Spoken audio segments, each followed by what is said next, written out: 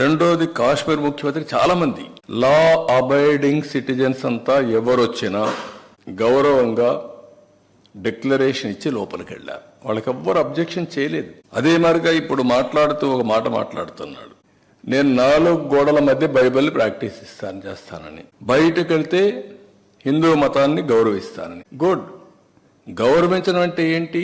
ఆ టెంపుల్కి పోయినప్పుడు ఆ టెంపుల్లో ఉండే సాంప్రదాయాల్ని పాటించడం, అక్కడుండే ఆచారాల్ని అమలు చేయడం, ఆ నియమాల్ని నిబంధనల్ని తప్పకుండా ఉల్లంఘించకుండా పాటించడం అంటే మీరు వేరే మతాల్ని గౌరవించినట్టు. అట్లా కాకుండా నేను ఎప్పుడు ఇంతవరకు ఎవరు అడగలేదు, ఇప్పుడు ఎవరు అడుగుతారు నన్ను, ఇది కరెక్ట్ కాదు.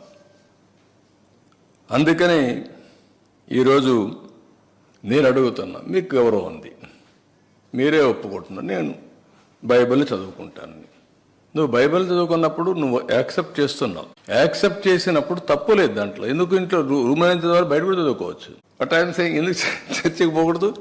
I'm asking straight question, don't mistake me. రాష్ట్రంలో ఉండే ప్రజలందరూ ఆలోచించాలి.